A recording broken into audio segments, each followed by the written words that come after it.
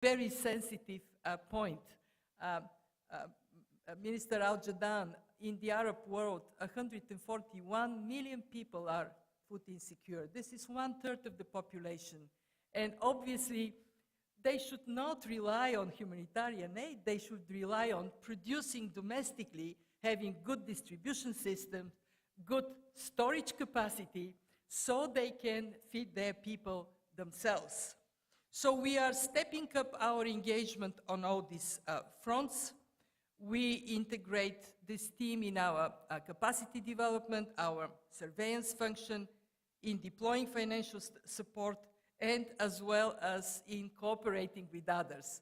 I made the point that only together we can win against hunger, and I'm pleased to say that together with the World Bank, the World Food Organization, the World Trade Organization, the World Food Program, and soon also IFAD, we coordinate our efforts so the whole is bigger than the sum of individual parts. I want to again express my gratitude to the countries that are represented here, the GCC countries. You bring empathy and solidarity naturally to everything you do. Please keep doing it. Thank you. Shukran.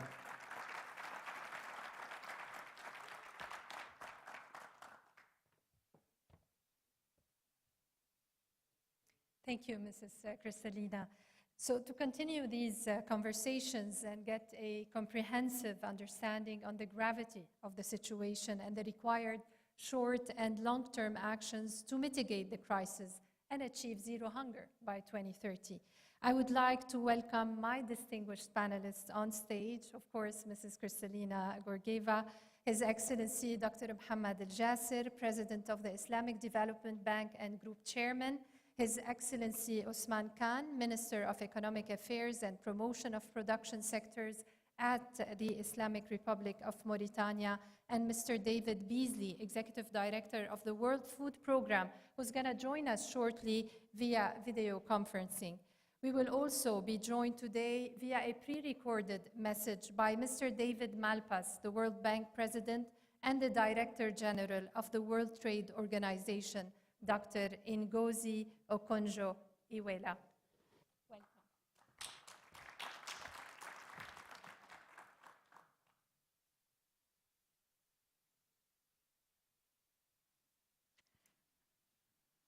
Mr. Beasley, welcome. Welcome, everyone.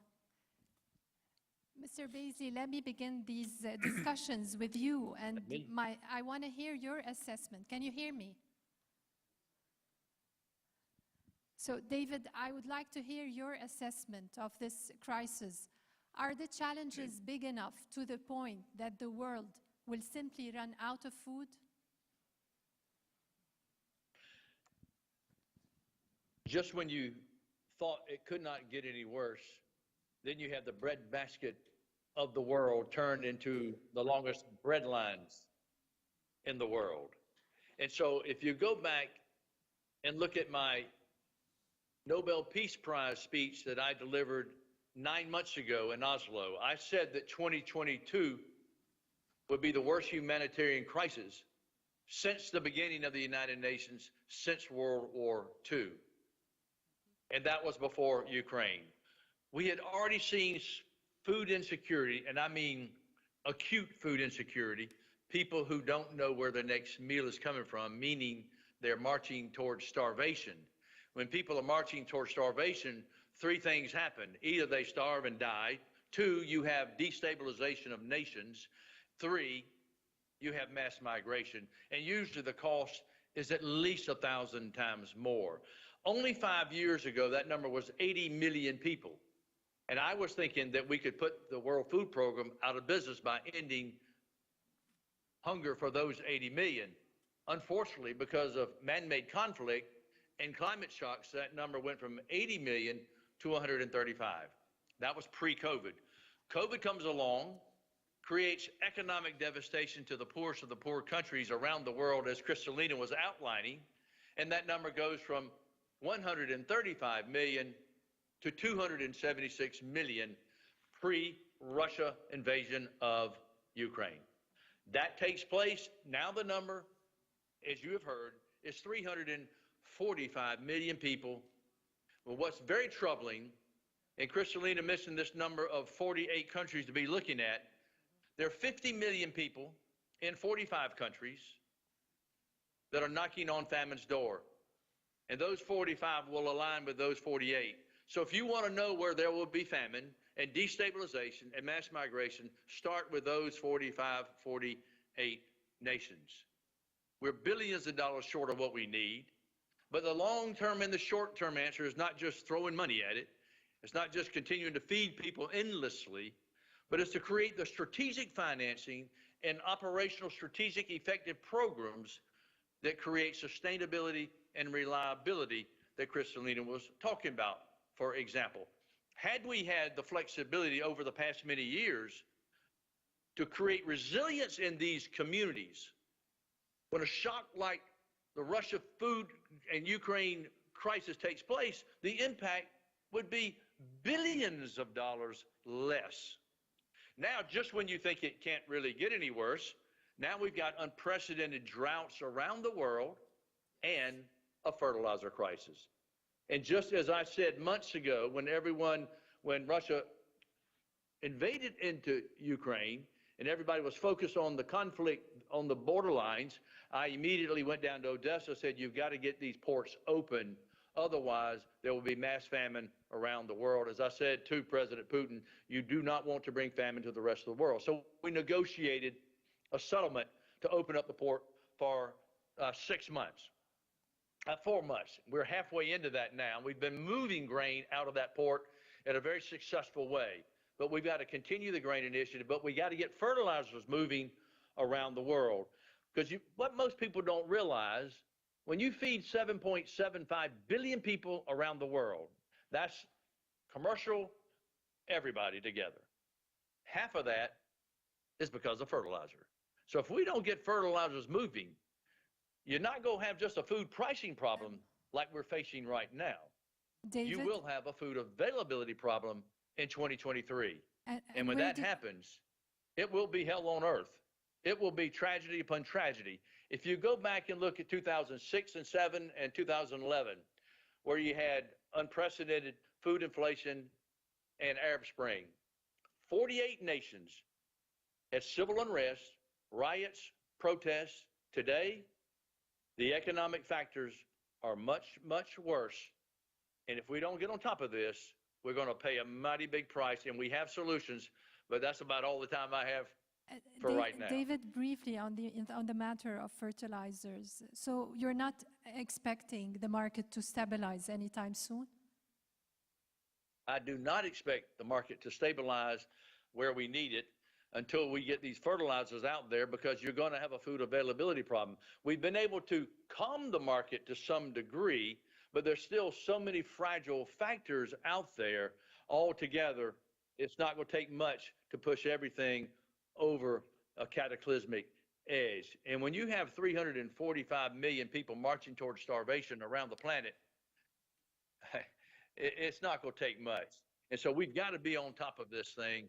And I think this is why we're having this conference as we speak. This is why Kristalina, talked to me the other day about participating. In fact, I was going to be there in person, Kristalina, and let me tell you what happened.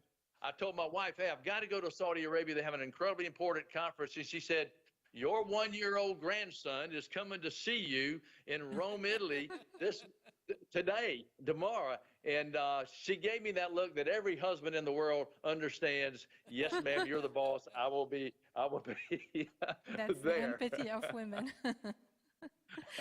One last question, David, before we move to another subject. It's about the prices of food, because let's talk on a brighter note. We have seen a drop in food prices. So does not this translate automatically to an easiness in the crisis?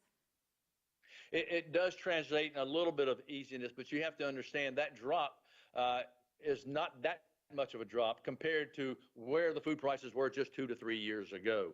And then when you compound that with the valuation of the dollar, It is much worse, actually, in reality right now than it was 2 months ago, 6 months ago, 12 months ago.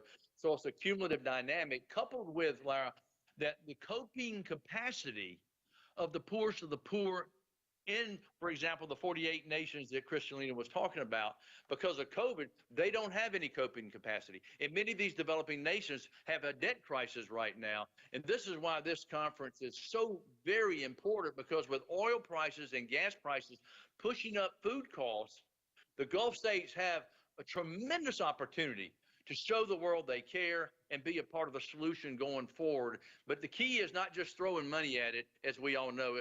The key is being very strategic and knowing that we don't have enough money to solve every problem out there. We've got to be very strategic of where we put the money so it delivers the most stability and success and sustainability and resilience in the poorest of the poor countries around the world. Thank you, David. Minister Khan. We know that Mauritania has made significant progress in terms of lowering the levels of poverty and lowering the levels of malnourishment. However, we are still talking about 1 in every 5 children is chronically malnourished in Mauritania. What can you tell us about the food security issue in your countries, and how did the events on the global scene affect you, especially that your country is a major importer of food from both Russia and Ukraine? Thank you. Does it work? Okay. Thank you. First of all, I would like to thank Saudi Arabia, the Minister of Finance, and the IMF for inviting Mauritania at this session. I would like to congratulate Saudi Arabia for all the initiatives they are taking on this very serious matter of hunger. I would like to say that some years back, or some decades back, my country was almost self-sufficient in cereals. Up to end of 1960s, we were importing marginally cereals. We were producing local cereals. We were producing millet, maize, sorghum, etc. And then 2 major events came: climate change and globalization. Climate change has pushed people toward the cities, changing their eating habits and reducing to almost nothing the local production of local cereals. We were eating what we were producing, now we are eating rice coming from Southeast Asia, and wheat coming from Europe, especially around the Black Sea. I should say, globalization has been a solution to climate change. Almost it was impacting our balance of payment, but it was a solution. People were having enough to eat. We were even trying to introduce rice production locally to substitute what we were importing. And I should say that this has been successful. But producing rice means importing fertilizers. So now we are importing almost all the wheat we are eating.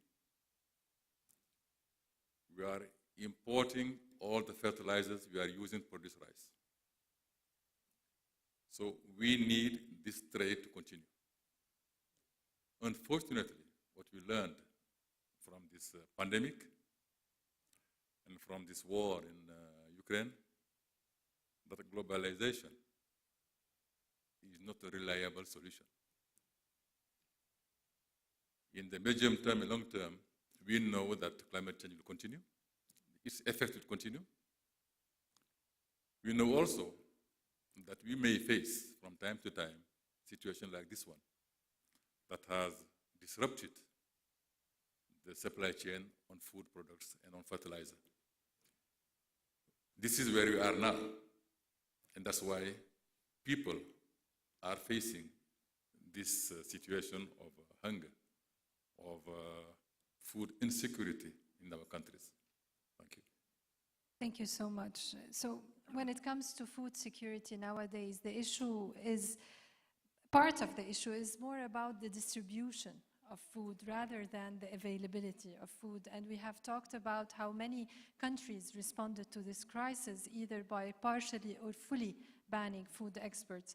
In that aspect, we would like to hear now from the WTO Director, Okonjo-Iweala, Dr. Ngozi Okonjo-Iweala, on the latest development concerning food trade through a pre-recorded message.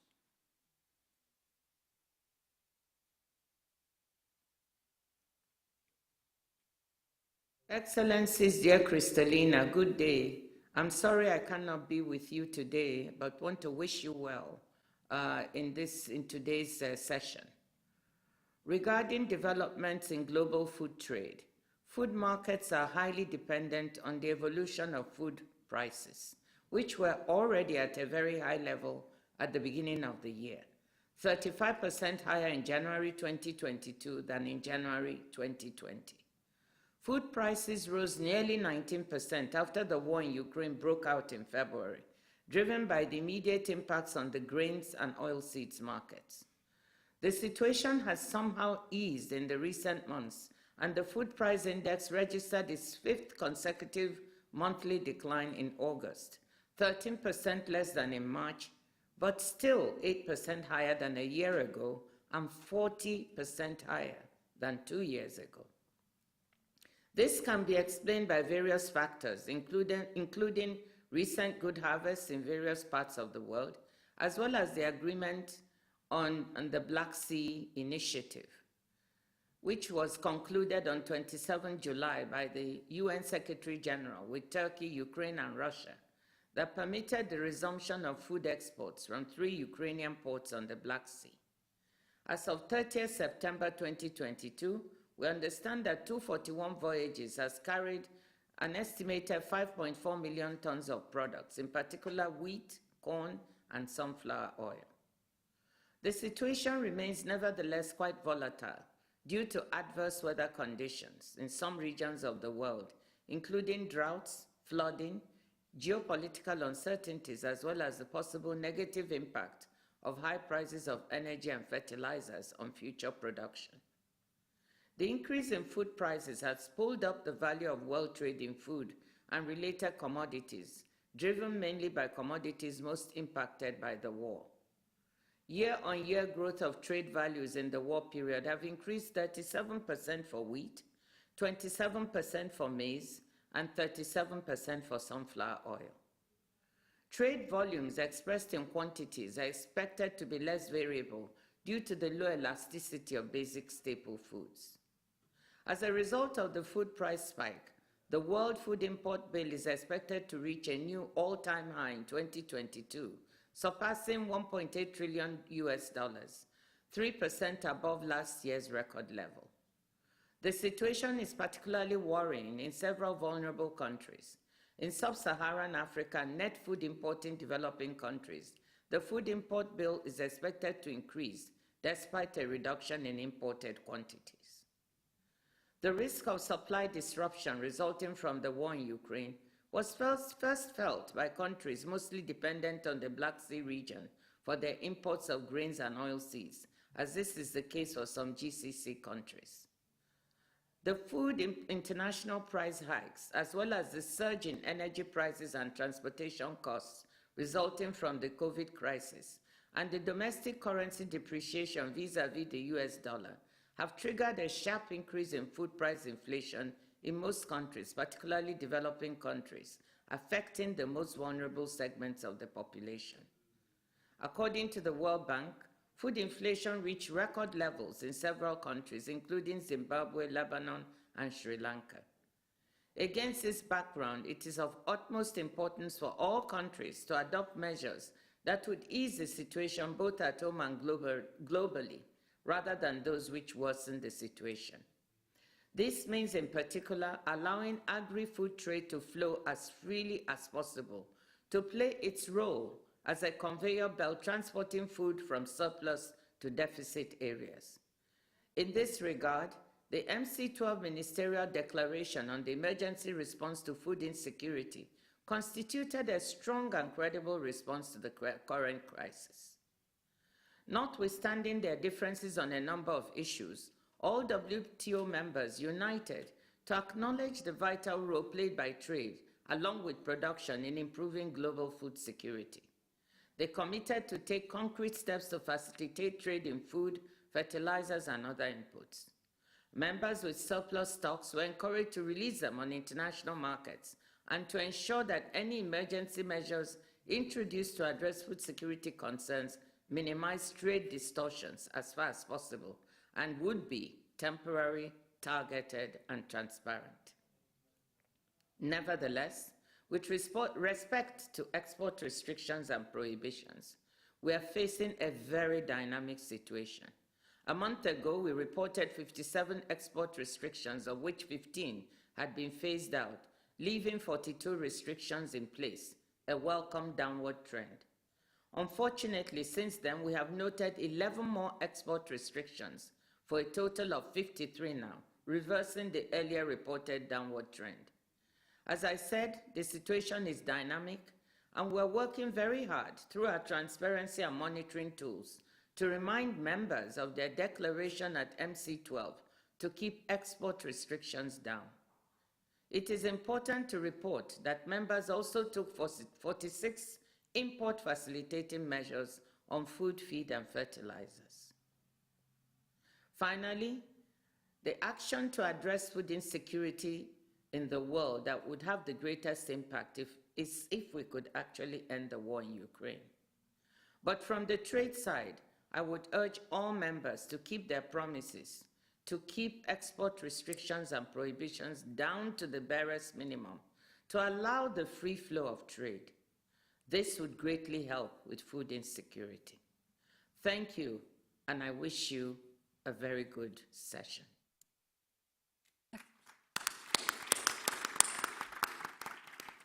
Dr. Muhammad, how worried are you, how concerned are you that we will see more limitations on food exports from different countries? And can the bank play a role in easing trade routes? Thank you, Lara, and thank you, Saudi Arabia, and thank you, Brother Muhammad, for holding this session in collaboration, of course, with the IMF. Yes, I am worried. I think the numbers we have heard, I don't have to repeat them, are very sobering. We have a good share of that in our membership. We have about 36 countries that are in a very serious food deficit situation that are members of the bank. And there are a lot of issues that we can discuss. But for us, the most immediate thing is to see what can we do to ease the financial constraint. That was the most immediate thing. And as Minister Jad'an mentioned, the Arab Coordination Group, which is composed of all of the Arab development institutions plus the Islamic Development Bank, they met in June, committed $10 billion package to help the member countries. We at the Islamic Development Bank, we also have agreed a package to help the member countries, about $10.5 billion. And actually, I was in Jordan this past weekend, and I signed the first batch, actually, $200 million to help Jordan procure the grains that they really need to rebuild their stocks. $10.5 billion is a program. It's what, in form of loans that you would give member countries? These are loans with some concessional side to it, to be used in the short term for importation and restocking the silos, and in the medium to long term to really improve the agricultural. And this is the long term perspective we have. And luckily, we have started experimenting with some of the member countries on what we call food value chains. So we have in West Africa, we have the rice value chain, we have the cassava value chain, that's like potatoes, they're very famous in West Africa, and also the agricultural zones that actually also the African Development Bank and ourselves have been engaged in financing. All of that is a very good start, not start because we've been doing it for a couple of years now, but now we need to start in other countries because self-reliance used to be equated with autarky, that everything has to be done inside the country. We're not saying that, but we're saying don't also leave yourself totally in the danger zone. The most serious issue also we see at the Islamic Development Bank is that some of the members that are suffering the most also have the greatest potential to really feed the world. So we have also an issue with the development models that have been used in some of the member countries that are now paying a very high price for it, and the world is paying a high price for it. Give us examples. Which countries are you talking about? I don't want to mention names because that's not really the issue. The issue is that development discourse is a very serious issue. And now when it comes to agriculture, we have to go back to when we were studying political economy, and agriculture is really the source where you get the surplus, and to get the surplus that will help. For example, I'll give you Afghanistan. 75% of the population is in rural areas. So if we start there with Afghanistan, you will have people stay on the farm. That means they have jobs. That means they produce food for themselves and their children. And then there may be a surplus, again, that can feed the urban population. So it's a win-win situation. But that's, again, it's a developmental model, and that has to be done with perseverance, with determination, and with support to those farmers rather than, getting in their way. So there are challenges, but there are great opportunities. We haven't even spoken about the role of technology. There is a huge potential to use the technology to help improve the production of goods, and again, also the transportation, because supply chain problems have also been unhelpful. I mean, it's been like, every time a problem is solved, 10 new problems have arisen. Now we're talking about inflation. Now we're talking about the dollar appreciation. So there are a lot of issues, and therefore it is important. That's why we in the Islamic Development Bank, we work with every country to see what is there a quick win, and then what is it in the short term that can be done, and then move also to the medium to long term. It's not easy, it's not always successful, but we have some good success cases, and I think that's where we have to continue.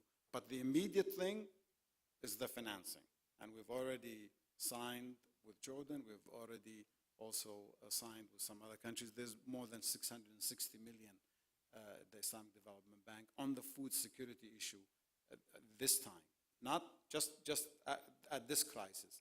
In the long, since inception, we've lent more than $20 billion to the agricultural sector in the member countries. Some of them use them very well, and they are now in a better shape, and some haven't, or the conditions and situations did not help them, so they are now on the receiving end of this very serious crunch. And where are the hotspots among the member countries? Which countries do you think now require urgent help from the bank? Well, I think the ones that have the narrowest fiscal space are the ones that really need the help, because some of, importing, you don't need to be a genius to know how to import, but do you have the wherewithal? That is really the question. And some of the countries have exhausted or have been forced to exhaust their fiscal space, and therefore now they just don't have it to go and import, especially with these very high prices that are prevailing in the market now. And it's like you remember the vaccines. You know, there was like a rush or a run to the bank, a run to the pharmacy. Now also there is a run to the grains. Where are the grains? So I think it was very good to hear about the agreement to release the grains in Ukraine from the three ports. That's a great start. There are wonderful efforts, but I think the issue is that food is so instantaneous in its impact on the population, and particularly on children and the most vulnerable. And this is really where we are in a race against time to save more of the people. Thank you so much. Mrs. Kristalina, this is just one example of the global response. We're talking here about $10.5 billion to fund food security issues. You talked about the $9 billion, and that's the additional costs in import for certain countries in food imports. But can you quantify the total cost of this crisis? It's way beyond $9 billion, I would assume. It is, and who will fund it? It is way beyond $9 billion. Other organizations have looked into the most pressing needs, and the number they came up with is 50 billion. This is to prevent people from dying from hunger. In other words, fund fully the World Food Program and provide necessary means for countries to sustain today's agricultural production. I'm not signing to this number because we haven't done this analysis ourselves.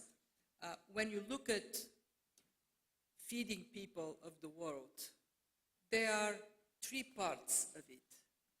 First, investing in agriculture and agricultural productivity, and doing it with an eye to a changing climate. There, research is a very important component.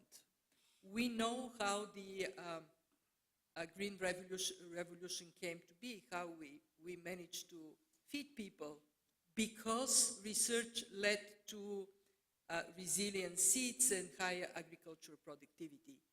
We have to do that again. The second component is when something is produced, to actually protect it to reach the table.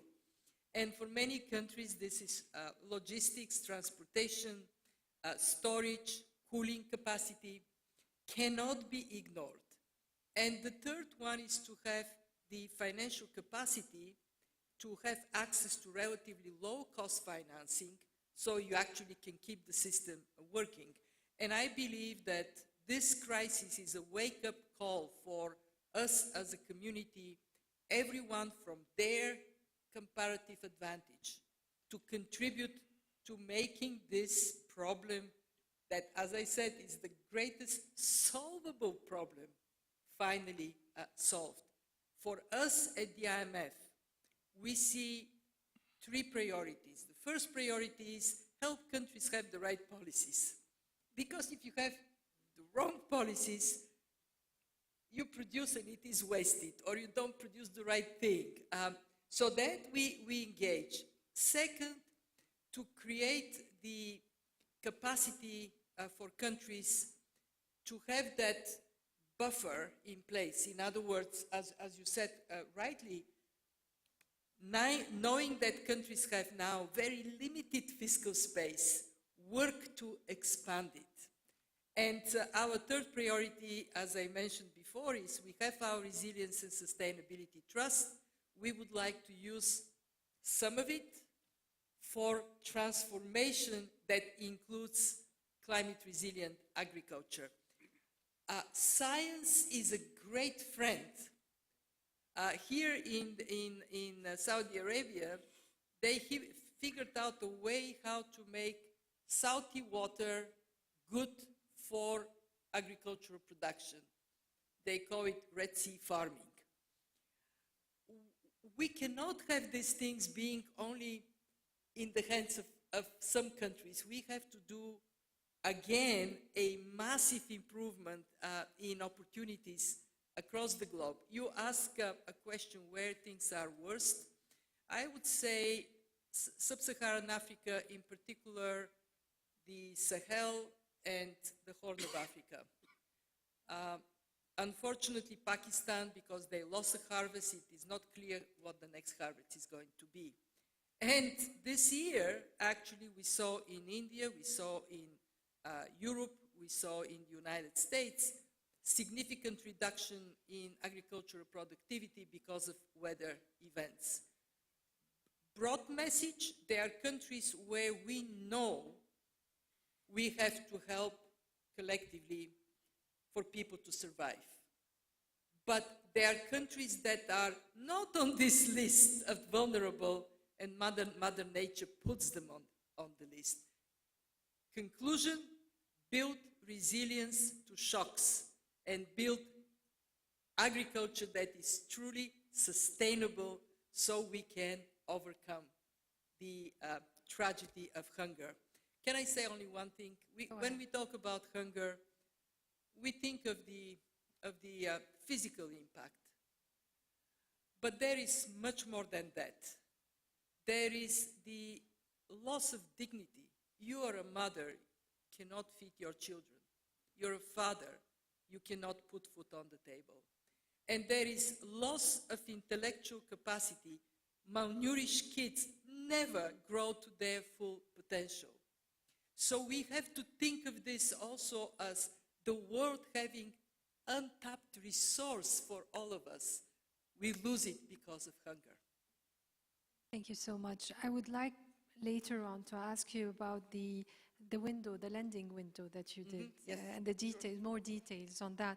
But first, we would like to hear now from the World Bank President, Mr. David Malpass. Of course, the World Bank has allocated billions of dollars to fund programs related to food security. We would hear about those plans and his assessment of the crisis through a pre-recorded message. Dear Minister El-Jadaan, Managing Director Georgieva, honorable guests and participants, despite the recent stabilization of agricultural prices and the resumption of grain exports from the Black Sea, food inflation and insecurity remain critical problems. We released our food security update 2 weeks ago, and the outlook is grim. Food prices are continuing to increase in the Middle East and North Africa, I'll call it MENA, due to global supply chain disruptions and water stress. For example, Morocco's cereal production this year was 1/3 of last year's due to serious drought. In Lebanon and Tunisia, some imported and regulated food items, such as rice, sugar, and vegetable oil, are unavailable in the market because of high costs and supply chain disruptions. This is hurting vulnerable households and causing social tensions. We see this problem persisting into the future because fertilizer prices and other input costs are still high. The war in Ukraine has altered global patterns of trade, production, and consumption in ways that will keep prices at historically high levels through 2024. Many countries also continue to use trade policy, including export restrictions, in the face of rising inflation. These policies will aggravate an already alarming situation. We issued a joint statement together with the IMF, FAO, WFP, and WTO last week on food security, highlighting the importance of open trade, transparency, innovation, and joint planning, and investing in food system transformation. Through the Global Alliance for Food Security that we convened with the G7 presidency, we are also working together to see where the needs and gaps are so we can help with effectiveness and speed wherever possible. The world needs more sustainable food production and resilient supply chains. One aspect of this is for countries with scarce water resources, such as those in MENA, to use resources more efficiently and allocate them based on true value, such as modernizing irrigation, reducing water losses, and calibrating tariffs. Another aspect of this is for advanced economies to commit to reducing distortive subsidies and trade restrictions so that they don't engender systemic inefficiencies. This two-pronged approach can improve the efficiency of both production and consumption in food and energy value chains.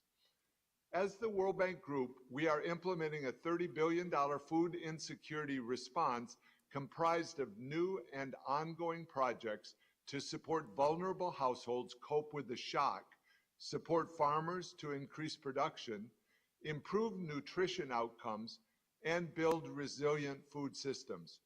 There's considerable demand for these projects. We have recently approved several, including in the MENA region in close coordination with other partners. These include a $150 million emergency operation in Lebanon last spring. I will also mention the $500 million emergency food security and resilience support project to bolster Egypt's efforts to ensure that poor and vulnerable households have uninterrupted access to bread, to help strengthen the country's resilience to food crises, and to support reforms that will help improve nutritional outcomes. I will also note the $130 million loan for Tunisia, seeking to lessen the impact of the Ukraine war by financing vital imports, including for dairy production and seeds for small farm holders for the upcoming planting season. We will continue our efforts and look forward to addressing the challenges together, and thank you.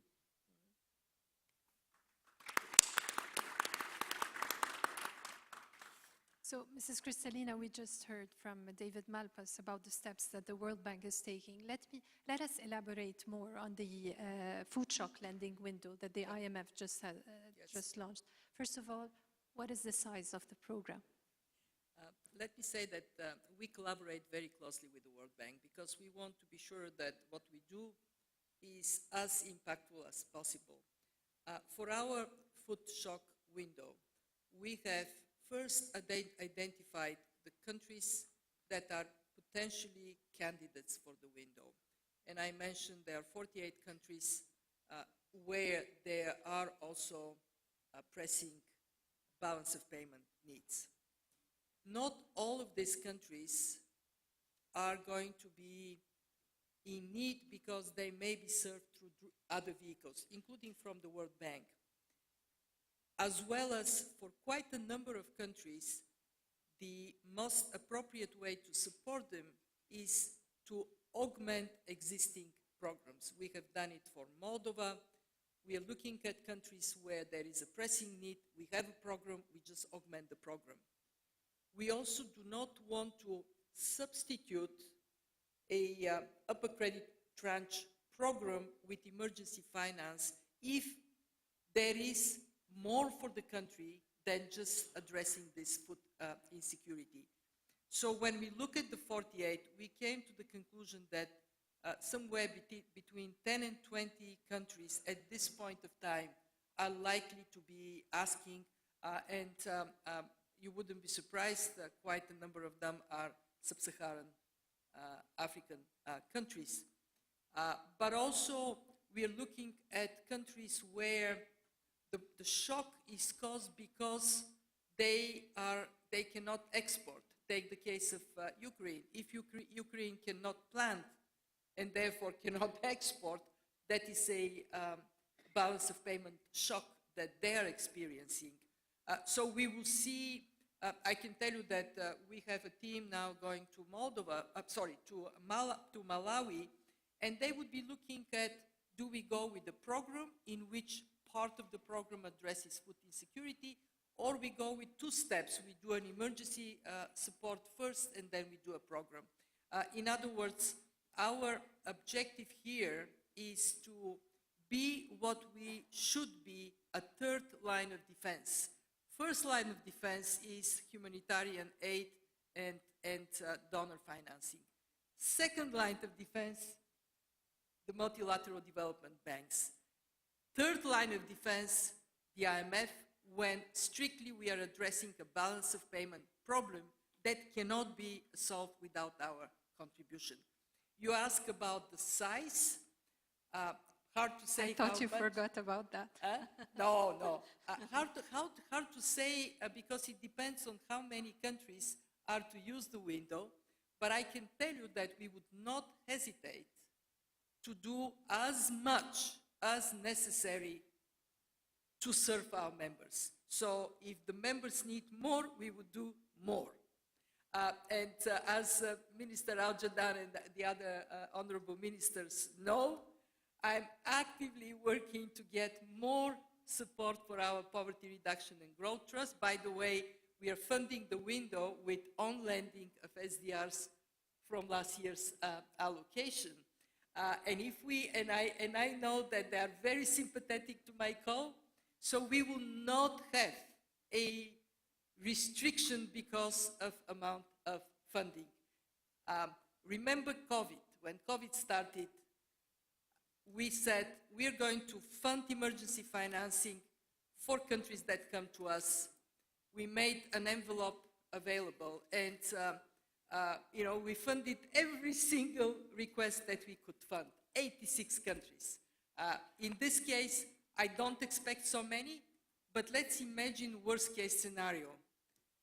Fertilizer crisis deepen, series of natural disasters reduce food production massively, and our members are even more in need than before. We will then step up, and that is my promise to the membership. We are here for you. Thank you. Can we have David Beasley back on the screen? David, are you still with us? I am. So, David, we are talking here about the funding needs. Can you tell us, at the World Food Program, is there a funding shortfall? Yes, there is. In fact, what's the size? earlier in the year, I went to the United States Senate and House, both ends of Pennsylvania Avenue, and stated very clearly that we were facing a crisis beyond anything we've ever seen. And fortunately, the United States did step up with an additional $5 billion for emergency food aid around the world for the short term. Other nations have been stepping up, but having said all that, Lara, we are billions of dollars short for the next few months and for certain 2023 ahead. So we are going to need more money, but also within that, Lara, is extremely important with what the Chairman Joshua was saying and Kristalina, David Malpas, everyone, must be strategic, effective funding so that we can address resilience alongside of these emergency situations that we're facing around the world, and especially as we are facing a fertilizer shortage crisis, which is going to result in, I think Kristalina said, at least $9 billion food shortage already in the 48 countries that they were talking about. And so it's a big problem, but at the same time, Lara, when you consider that oil prices are so high and there's extraordinary profits being made in the oil and gas industry, there is a moral obligation and an extraordinary opportunity for the oil-rich nations and companies to step up at a time like this to, number one, say to the poorest of the poor, we care about you and we are going to work with you to get through this together. So you are asking for more funding from GCC countries? Say that again. You are asking for additional funds from GCC countries? Yes, and what's very important is that it must be strategic. And I think working together, as Kristalina is talking about, because it shouldn't be a silo over there and another silo over there and an ego here and an ego over there, but it needs to be all of us coming together at an extraordinary time like we are facing right now. And we've been able to avert famine, particularly in the last 3 years, even with the height of COVID, because the world leaders have stepped up. But at this extraordinary time, it's going to require, as Kristalina was saying, a really remarkable collaboration and coordination. So the Gulf states have got to step up in ways they've never thought of before. And if they do, I think the world will be a safer and more stable place. Can I say something to add to David? what the World Food Program is doing around the world is invaluable because they, in the very real sense of the word, they save lives. But the World Food Program also has taken an approach to build security for the future, to build resilience for the future. And I would ask us all to think in that way. Don't let a kid die from hunger today, but make sure that when this kid grows up, can rely on production, can rely on a good system.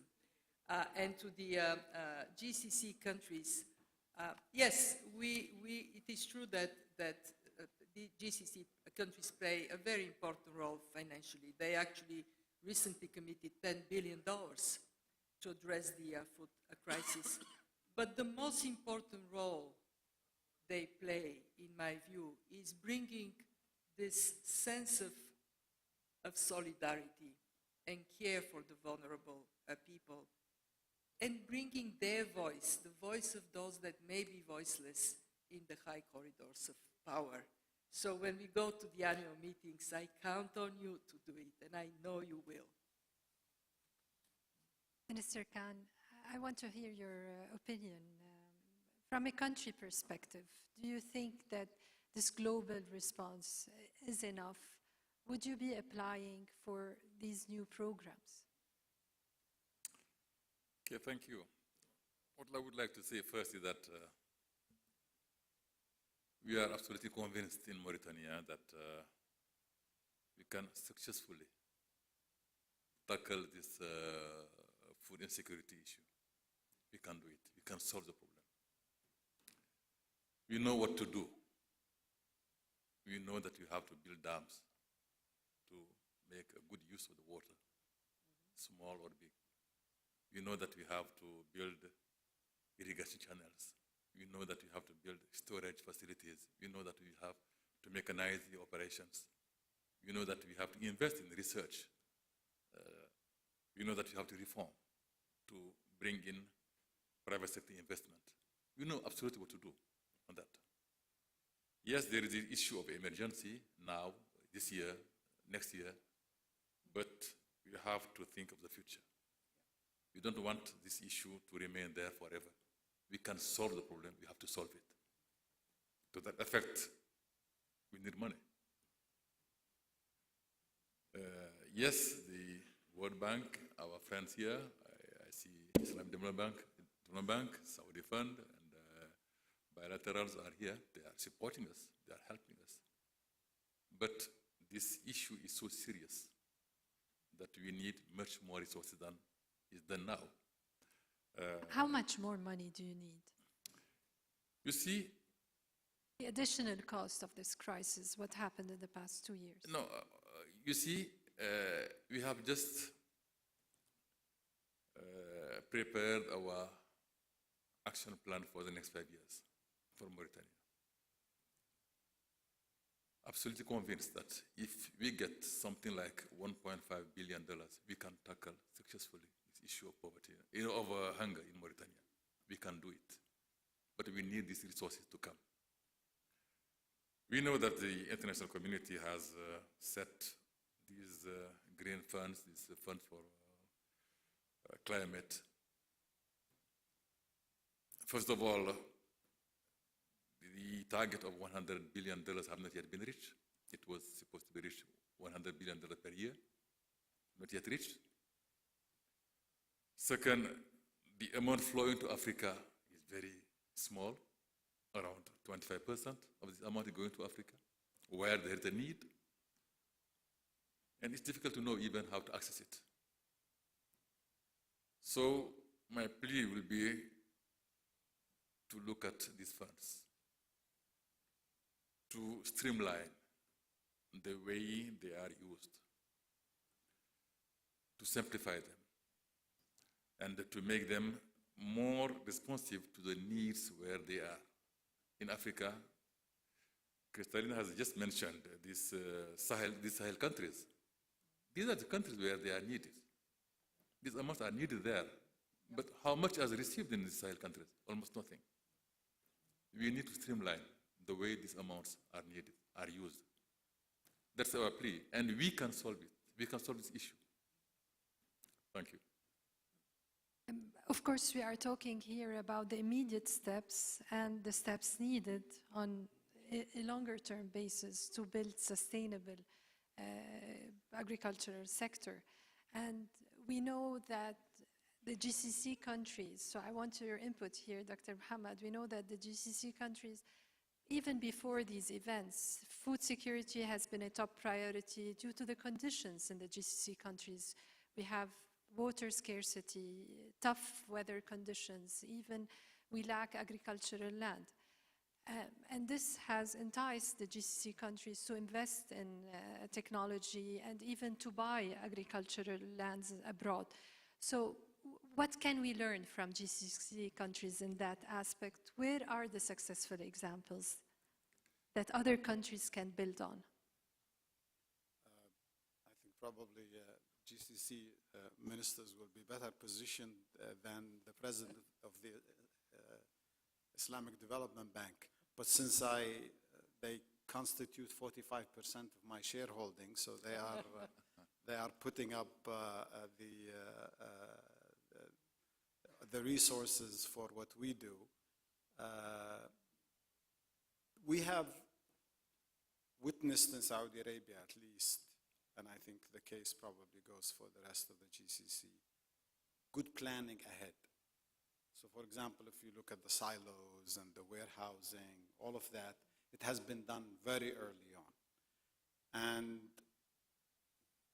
food production that is not water intensive has also been developed. I mean, to the point where also we have in the United Arab Emirates, we have ICPA. You know, this is a center, saline water agricultural center. They have been developing some good research. They have seeds also that are resistant to salinity and all of that. So there is a lot of work that has been done. I think also trading, in terms of investing in trading companies that are in the food industry, I think that has given them very good information about what's happening globally, and also to be early in front of the queue, if you will, if they needed to buy food. I think also in terms of the technology, you know, you hear about hydroponic agriculture now in the United Arab Emirates and Saudi Arabia and other places. So they are trying their best to be ahead and not to be caught unprepared if something happens with that. I think also, even this may not be related directly, but indirectly, food banks in Saudi Arabia now, and I think in the other GCC countries, is unbelievably wonderful. You know, now you go to a wedding, and then after the wedding, you know, like there is a feast. They come with their cooled, refrigerated trucks. They will come and they will take all the food.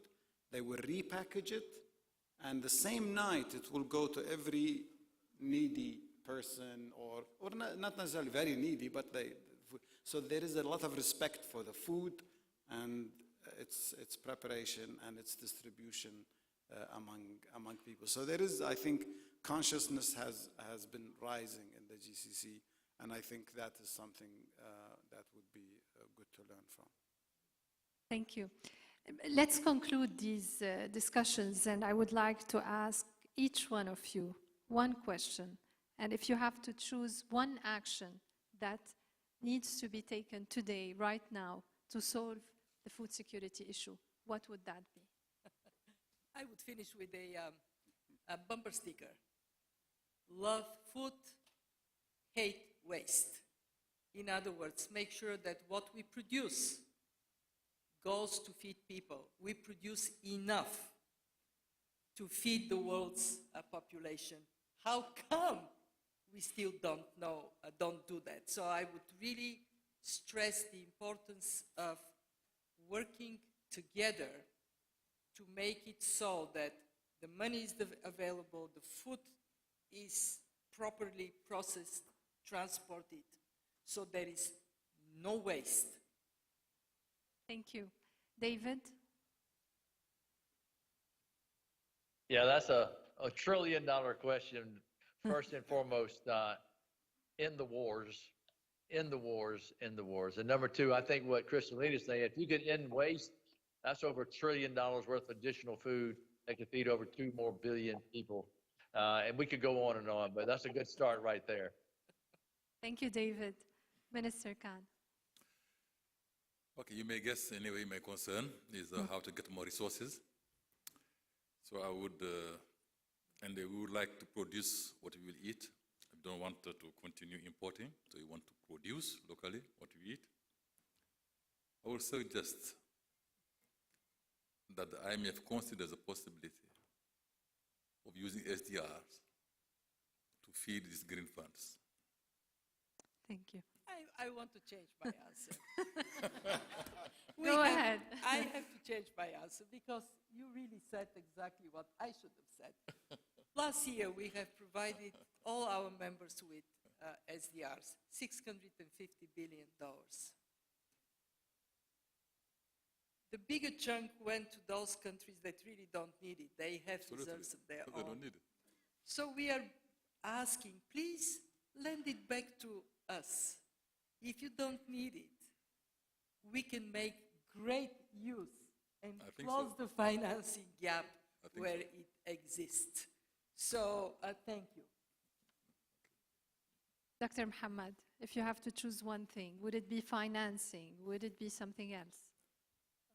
I think financing we've already talked about, so I don't think repeating it will be useful. I think revisiting the agricultural development model that has been used in the world at large, but let's say in the MENA region. I mean, there are some countries that have huge potential. They have the water, they have the land, they have everything. And in the 70s, there were great attempts and a lot of money was spent in those, and it didn't work. Well, maybe we should be revisiting that and say what was not done right and how could it be? Because this is not, today's crisis is only, as you mentioned, it's only an alarm clock ringing down the road because the population of the world continues to grow and demands are rising. So I think we need to revisit the model and go back and use agriculture not only as one product thing, but as a development promoter also. If we do that, then we will not get these types of shocks. At least they will be much more mitigated and much more easily dealt with. Are we on track to end world hunger by 2030? No, you're not. I don't think so. We have 8 years to go, and yes, we are going backwards. David, what are your thoughts here? We are going backwards, and quite frankly, if we end the wars, which will free up extraordinary amount of funds, and we focus on food security, I don't think there's any doubt we can still achieve zero hunger by 2030, but you will not do it without ending the wars. Even with climate change, with all the expertise sitting around this room today and the commitments, we can still end global hunger, but you got to end the wars first and foremost, and then two, keep food security front and center of the debate for the next 8 years. Thank you, David. So we started this panel with your opening remarks. I'm going to give you some time for your closing remarks. You're the co-host of this panel, so please go ahead. Well, I would say I am encouraged by the seriousness with which all engaged approach this, and it deserves that kind of seriousness. And I would appeal to do what David just said. We have 8 years, a very difficult lift. We are not in the direction to travel that we should be.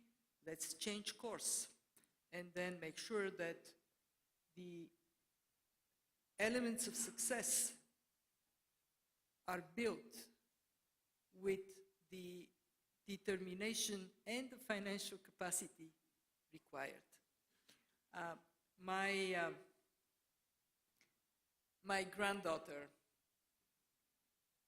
once told me that she watched a movie, and in the movie there were severely malnourished children. And she asked me, as little kid, could that really be happening? How could that be happening? And that brought back memories when I was humanitarian commissioner, walking into a hospital for malnourished children, 40 children in the room, and the room is dead silent. They're so weak, not only they cannot laugh, they cannot even cry. And this deafening silence from this room of malnourished children, I would hold it with me for all my life. And I do feel that unless we as humanity embrace this simple, noble task to end hunger, unless we commit to do it, we would have so many more rooms that are rooms of silent children. So I would appeal to the goodness in us. Yes, we talk about food security, that we don't think of a technical term, but we think of the people that rely on our will to act. And Thank you. so we do. Thank you so much. Thank you, Your Excellencies, for shedding light on such an important topic. I'm sure the rest of the world feels safer now that the management of this crisis is in good and capable hands. Thank you so much for your valuable input. Thank you for your attention.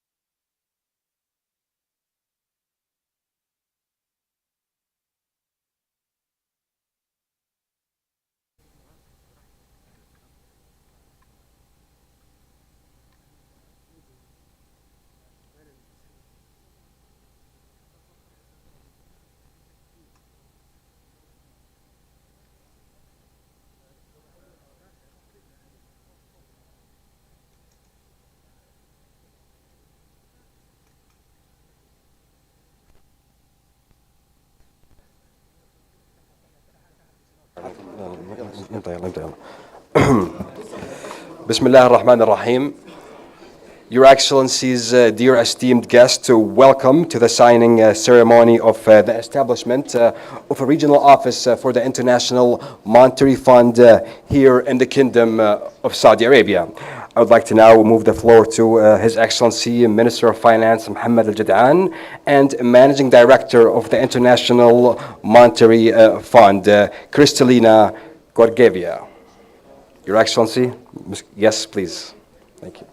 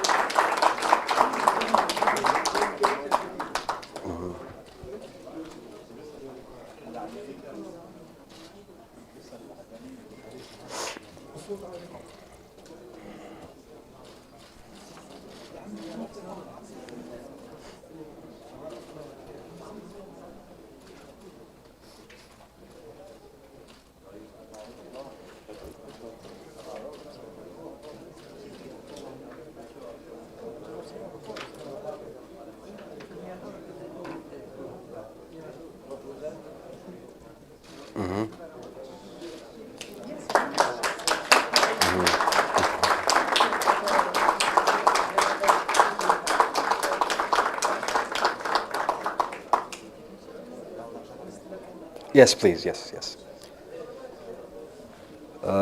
Your Excellency, Minister of Finance Mohammed Jad'an, would you like to say a few words before we begin?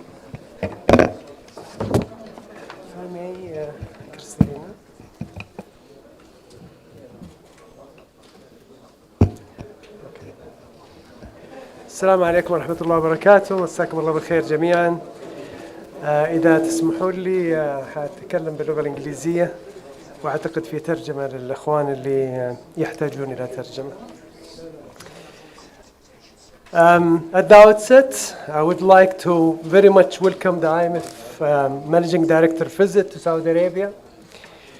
We have had a very productive bilateral exchange on the global economic outlook, the Saudi economic outlook, the progress on Vision 2030, and the areas of cooperation between Saudi Arabia and the IMF, including in the support of countries in the region. In addition, the IMF Managing Director attended the joint meeting of the GCC finance ministers who are joining me here. Thanks to every one of them for their time. The finance minister and central bank governors met with the IMF Managing Director. The meeting provided us with an opportunity to review the progress we have made and discussed areas of cooperation in further strengthening the relationship with the IMF to improve our economies and the world economy. We also held a seminar just now to discuss the growing food insecurity around the world. Our discussion has helped define the current global food security issues while exploring potential pathways for addressing these challenges. And we have heard from distinguished panelists really about the issue and the challenges and the solution to deal with this very, very, very pressing issue. Just now, we signed a Memorandum of Understanding between Saudi Arabia and the IMF and establishing the IMF's regional office in Riyadh. This MOU comes to confirm the distinguished relationship between Saudi Arabia and the IMF at various levels and fields.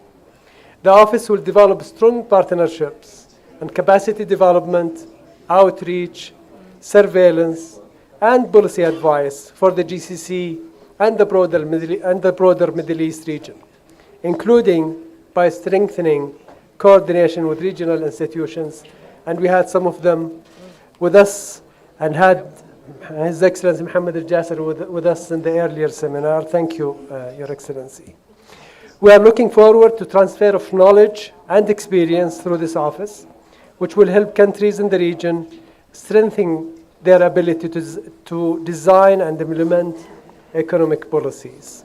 Finally, I look forward to further enhancing the cooperation with the IMF in the coming period. And with this, I'll give you the floor, Your Excellency, please. Thank you. Thank you very much. Assalamu alaikum. My deepest gratitude to you, Your Excellency, for hosting me and my colleagues here in Riyadh for a very full and productive 2 days visit. We had an opportunity to meet with key ministers, as well as this morning I had breakfast with leading women in Saudi Arabia. A major part of my visit was indeed the meeting with the ministers and governors from the GCC countries to discuss the global outlook and prospects for the region, as well as our opportunity to join forces in the face of a very severe food crisis that is affecting the most vulnerable countries and the most vulnerable people in a dramatic way. Let me start by recognizing that the global economic outlook has darkened. This year is difficult. Next year is likely to be even more so.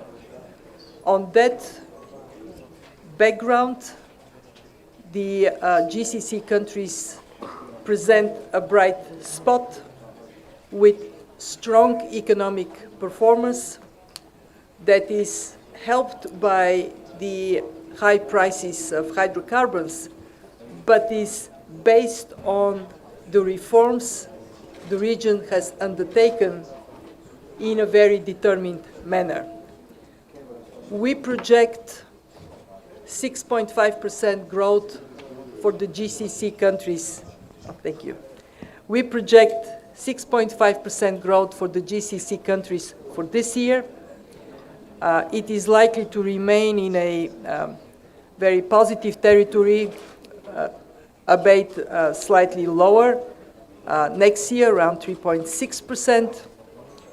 And we, from the IMF, recognize that the reforms that all countries have pursued are bearing fruits, and this reform momentum must be sustained. Our discussion was oriented towards what are the areas where further deepening of reforms is going to help, and in particular, in terms of medium-term fiscal sustainability, in further diversifying the economies, and unleashing the potential of young people and women. I am very pleased to see how determined the countries are, and I heard from many of them today that they see their future in sound fundamentals. We also discussed the generosity of this region towards those in the world that need help in the context of the food crisis and beyond. And it is in that spirit of deepening our collaboration that we also have today's ceremony of signing our Memorandum of Understanding.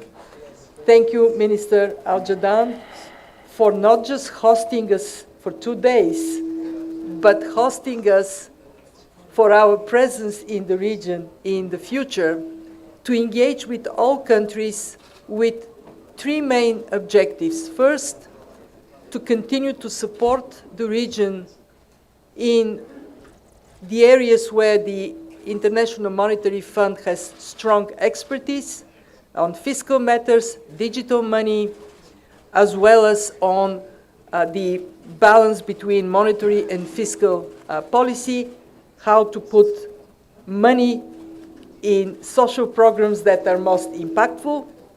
Secondly, to provide training to the staff in government agencies that is here, and as Minister Al-Jadaan reminded me, is in Arabic, not just in English. And thirdly, to bring expertise from other places to this region, but also, very important, from this region to the rest of the world. Shukran.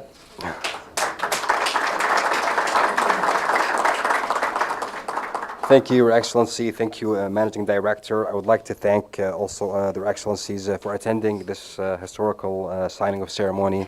And now we will move on to the press conference. Your Excellencies, thank you for attending. Thank you. Thank you so much. Thank you. Thank you.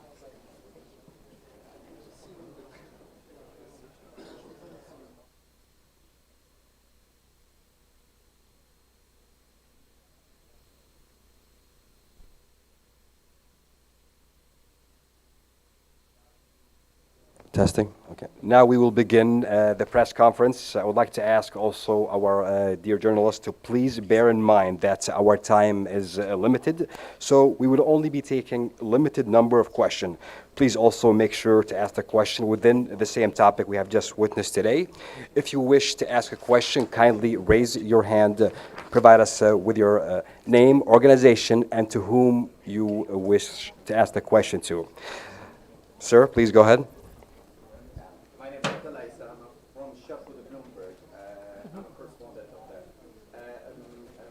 Congratulations on signing MOU to establish the office. Well, His Excellency mentioned that there would be a transfer of knowledge to the region. And in which area particularly you focus on when it comes to financial policy? Is it related to tax? Is it related to restructuring of subsidy? And the other thing, through the meeting today with Their Excellency, have you guaranteed any financial commitments from GCC countries related to food insecurity? Thank you for your question. The IMF has established a very strong reputation in the area of fiscal and monetary policy. And what we have already engaged with the region on are tax policies, subsidies, quality of spending. We are also very interested to continue to work on regional integration and their custom duties, how they can be harmonized, potentially can be an area for our contribution. We have already engaged with the governors of central banks on the issue of digital money, CBDCs, as well as how we can go forward with a regulated environment for privately issued digital money, how to separate assets from money. This is a very promising area. The IMF is increasing expertise, and I see with the region being so advanced in digitalization, a very promising field for cooperation to provide experience from elsewhere, but also to take experience from here to the rest of the world. Thank you, Managing Director. If you missed to ask a question. Sorry, Okay. second question. Apologize. Well, this is why we usually say ask one question, so you would get full answer. It's supposed to be one question. On the second question, the GCC countries have recently made a pledge to provide $10 billion to address the food insecurity that is affecting so many countries. Here, I informed the members, they are members of the IMF as well, that we have opened up a new window in our emergency financing that is going to be providing resources to countries hit by this shock. We are funding for poor countries, for low-income countries, we are funding this window from on-lending of special drawing rights. And I indicated interest for GCC countries, should they find this to be an attractive way to contribute, to consider it. We have not discussed specific parameters since the window is brand new. It was just approved by our board on Friday. But I am confident that we will pursue also that multilateral pathway for helping our most vulnerable members. Thank you, Managing Director. We have time for one more question. Kindly raise your hand if you wish to ask a question. That's it? We're good? All right, I would like to thank you all for attending this the signing ceremony of the international. There is a question. Montreal. There's one question. Oh, please go ahead. I'm sorry, I didn't see your hand. Matthew Martin from Bloomberg. I was wondering if you could comment from the IMF perspective on, as you mentioned in the introduction remarks, obviously the GCC region is sitting on a big surplus as a result of the oil price. Have you had conversations with the GCC states about how they use that surplus? And also, if I may as well, just to add on to that, the UK today announced it was U-turning on introducing, removing the 45p income tax rate. The IMF has said in the past it was very critical of this move. Do you think that this is enough in terms of the UK taking measures to sort of tackle the domestic inflation and economic growth problems that they have? And perhaps for His Excellency, Dan, if you could comment on, you announced the preliminary budget figures for 2023 over the weekend. It looks like you are forecasting. Excuse me, sir. Just a reminder that to keep the questions within the same topic, please. We have limited time. Kindly keep it in the same topic. I would really appreciate that. Around your expectations for revenue next year and how the oil price. I don't think we have time to go there, but if you have a question within the same topic, I'm sure His Excellency and the Managing Director would love to answer that. Thank you. Thank you for your questions. To your first question, we have produced a staff paper for the meeting of the GCC ministers and central bank governors that is oriented to provide some hopefully helpful views on how they can take advantage of the current position in which there is surplus that can be constructively deployed for further diversification of the economy. I was very pleased to hear from the ministers their intention is to keep prudent fiscal policy and to go even further in terms of adopting, where there aren't yet fiscal rules, as well as medium-term fiscal sustainability plans. This is the right way to go. The economists are seeing today part of the positive growth numbers coming from non-oil, non-gas activities, and the determination to continue this path towards the diversification is correlated with how the surplus is going to be deployed. And yes, we did. That was one of the topics on the agenda today. To your second question, let me first say that this is the advice we give to our members in this environment of high inflation, leading to quite abrupt and harmonized tightening of financial conditions, that it is very important for monetary policy and fiscal policy to go hand in hand, that fiscal policy should not undermine the objective of monetary policy to fight inflation. In other words, we shouldn't be in a position when one foot is pressing the brake pedal and the other one the gas pedal. That is not a recipe for a good ride. In that sense, the decision that UK has taken to ease the potential pressure on their revenues is a good decision. We also know that there is an engagement with the Office for Budget Responsibility, and that engagement would provide further insights on what is the best policy path for the UK to follow. Mm-hmm. I would like to thank His Excellency. If I may, I would just... Yeah, please, go ahead. Comment. Yes, please. Okay. Two things. I think that there were two questions to the IMF that just need to be also balanced. I think the views sometimes on what the IMF is doing with countries is a lot of times unfair. I am a governor of the IMF, so I will just comment from that perspective. I am a member of the IMF. The IMF provide advice and sometimes provide conditional support. So if you are in need of the IMF support, then the IMF will need to tell you what they expect you to do for them to be providing you with their resources, because it is not their money, it is the membership money. So just for the sentiment will need to be positive. I think IMF provides significant value to its members, and we appreciate it.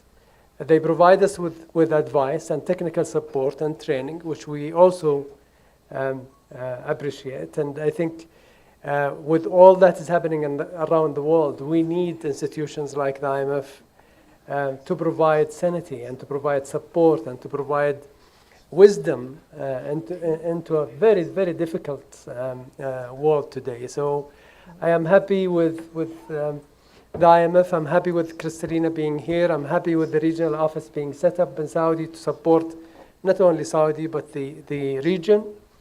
I will not talk about the budget, but just to say that Saudi Arabia have and will continue to be a supporter of the IMF programs. We support the countries in the region.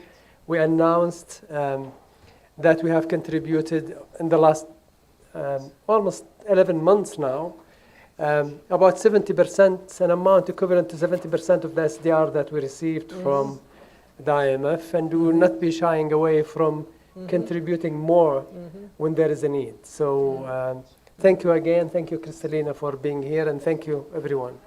Thank you so much for attending. We would like to thank you all for witnessing this historical event. Yeah. Can I just say, we just posted a press release on imf.org, both in Arabic and in English, and there are some hard copies at the counter over here for your disposal. Thank you. Awesome job. Good job, guys. It was a pleasure. Historical event. Thank you very much.